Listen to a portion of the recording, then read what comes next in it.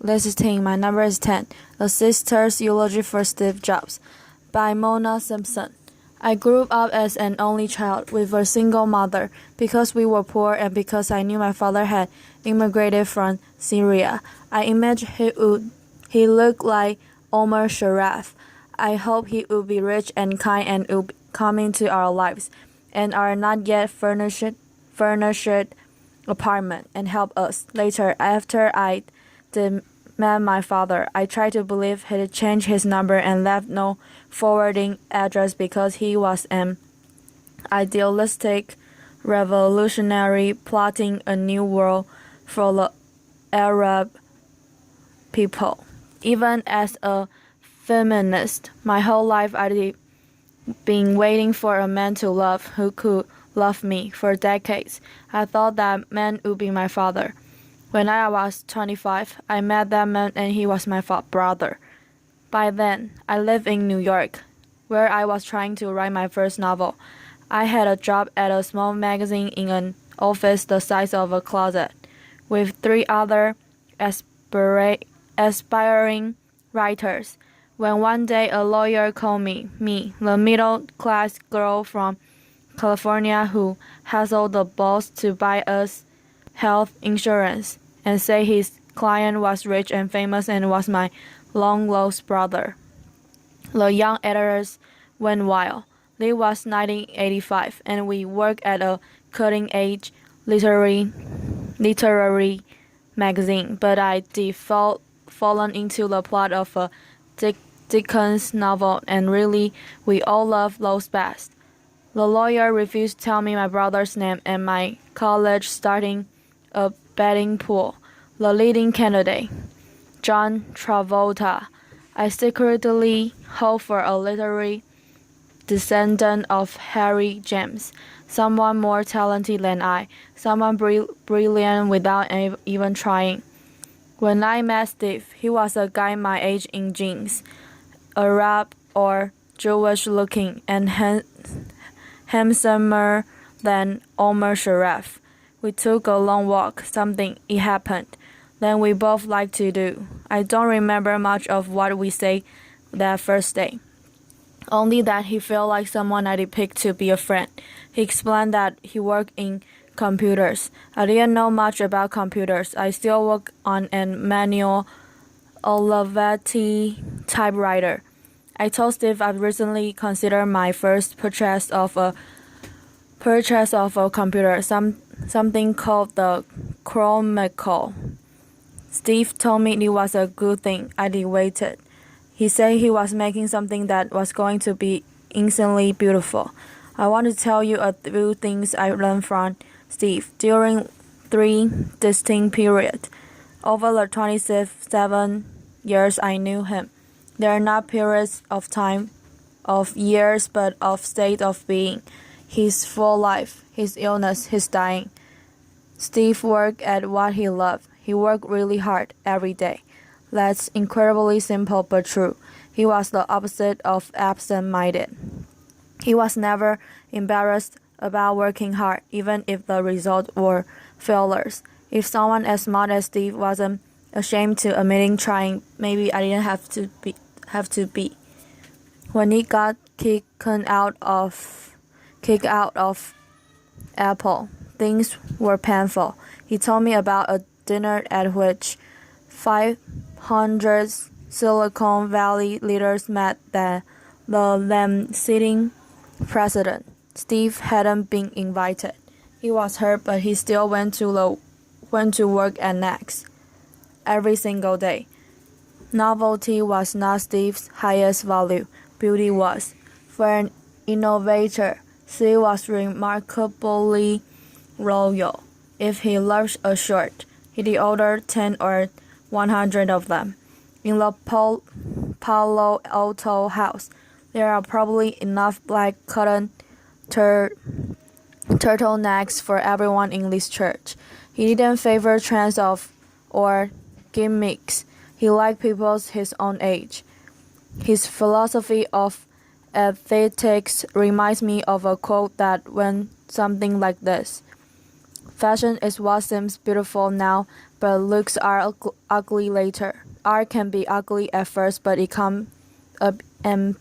becomes beautiful later. Steve always inspired to make beautiful later. He was willing to be misunderstood.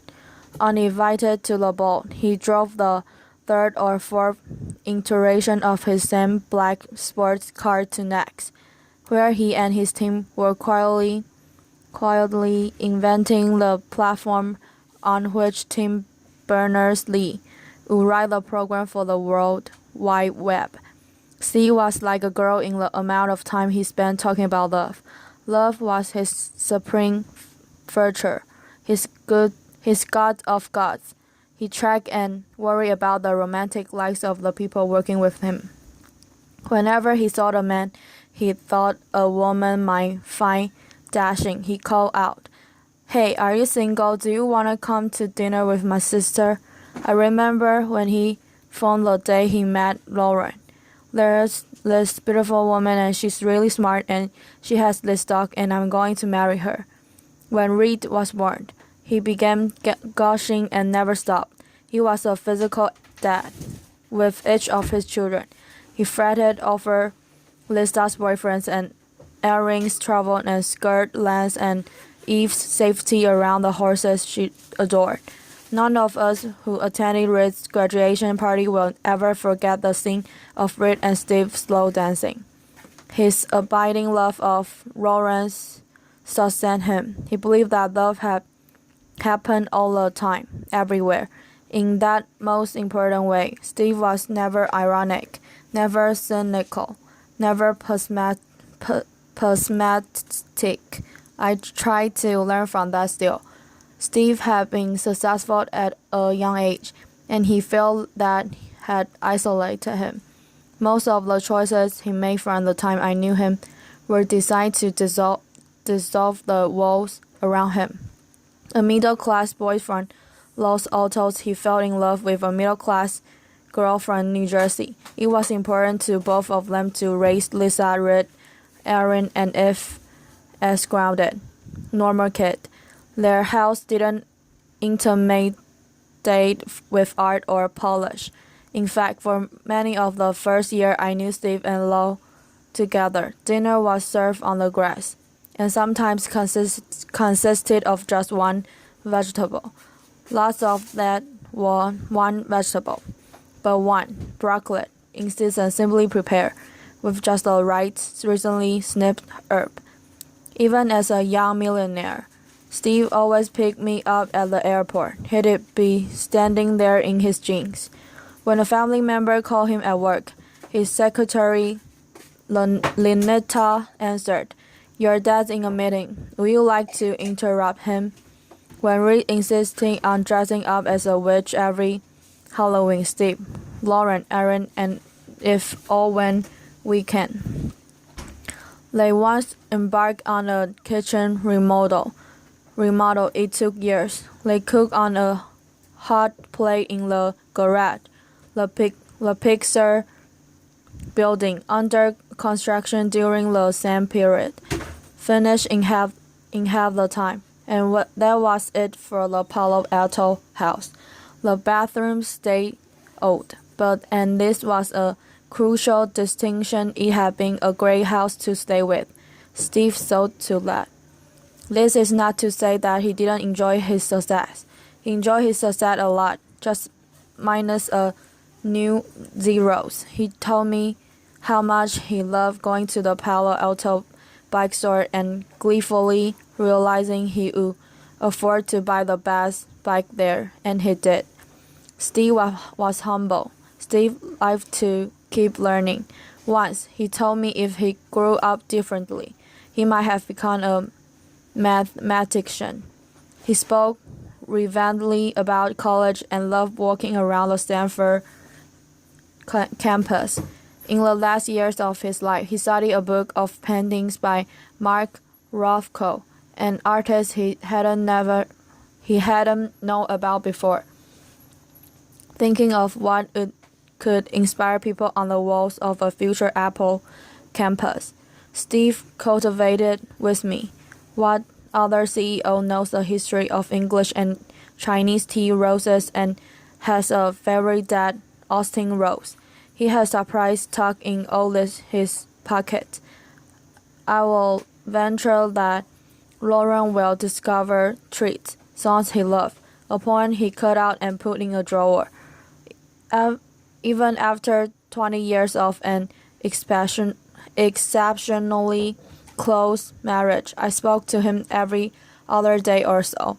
But when I opened the New York Times and saw the feature on the company's patent, I was still surprised and delighted to see a sketch for a perfect state case.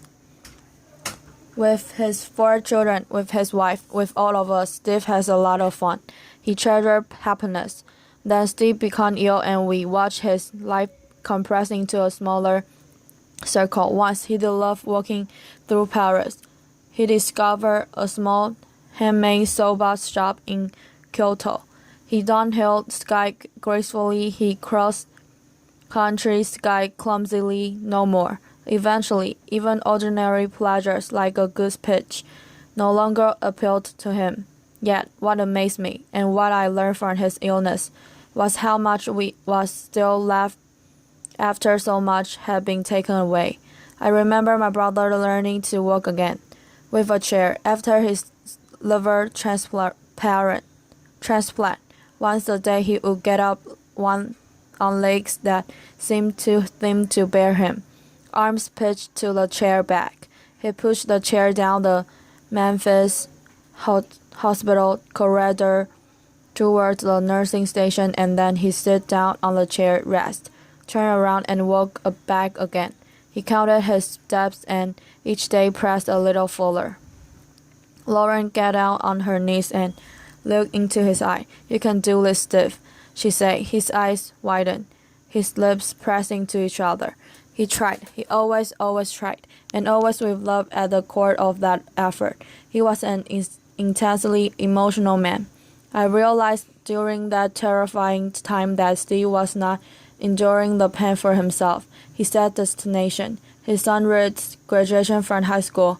His doctor errands trip to Kyoto, the launching of a boat he was building, on which he planned to take his family around the world, and where he hoped he and Lauren would someday retire. Even ill, his taste, his discrimination, and his judgment held. He went through 67 nurses before finding kindred spirit, and then he completed trust the 3 who stayed with him to the end. Tracy, Arturo, Elham. One time when Steve had contracted a tenacious pneumonia, his doctor forbid everything, even ice. We were in a standard ICU unit. Steve, who generally disliked cutting in line or dropping his own name, confessed that this once he liked to be treated a little specially. I told him, "Steve, this is special treatment." He leaned over to me and said, "I want it to be a little more special." Intubated. When he couldn't talk, he asked for a notepad.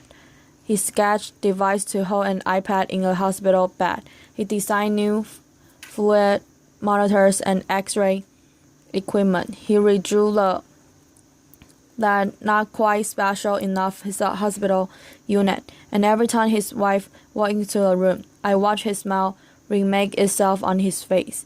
For the really big things, you have to trust me. He rolled on his sketch pad. He looked up. "You have to." By that, he meant that we should disobey the doctors and give him a piece of life. None of us knows for certain how long we'll be here. On Steve's better days, even in the last year, he embarked upon projects and elicited promise from his friend at Apple to finish them. Some boat builder in the Netherlands have a gorgeous stainless steel hull ready to be covered with the finishing wood. His 3 daughters remain unmarried, his 2 youngest still girls, and he wanted to walk them down the aisle as he did walk me the day of my wedding. We all, in the end, die in medias res, in the middle of a story, of many stories. I suppose it's not quite accurate to call the death of someone who lived with cancer for years unexpected, but Steve's death was unexpected for us.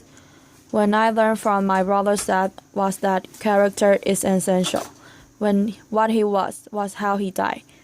Tuesday morning, he called me to ask me to hurry up to Palo Alto. His tone was affectionate, dear, loving, but like someone whose luggage was already strapped onto the vehicle, who was already on the beginning of his journey, even as he was sorry, truly deeply sorry, to be leaving us. He started his farewell and I stopped him. I say, wait, I'm coming. I'm in a taxi to the airport. I'll be there. I'm telling you now because I'm afraid you won't make it on time, honey. When I arrived, he and his Lauren were joking together like partners who live and work together every day of their lives. He looked into his children's eyes as if he couldn't unlock his gaze. Until about 2 in the afternoon, his wife could rouse him to talk to his friends from April. Then after a while, it was clear that he would no longer wake to us. His breathing changed. It became severe, deliberate,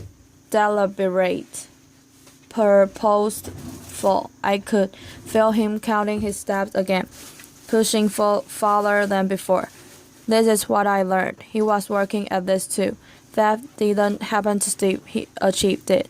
He told me when he was saying goodbye and telling me he was sorry, so sorry we wouldn't be able to be all together as we were always planned, that he was going to be a better place. Dr. Fisher gave him a 50-50 chance of making it through the night. He made it through the night. Roland next to him on the bed sometimes jerked up when there was a longer pause between his breath. She and I looked at each other. Then he would heave a deep breath and began again. This had to be done, even now. He had a stern, still handsome profile, the profile of an absolutist, a romantic. His breath indicated an arduous journey, some steep path, altitude. He seemed to be climbing. But with that will, that work ethic, that strength, there was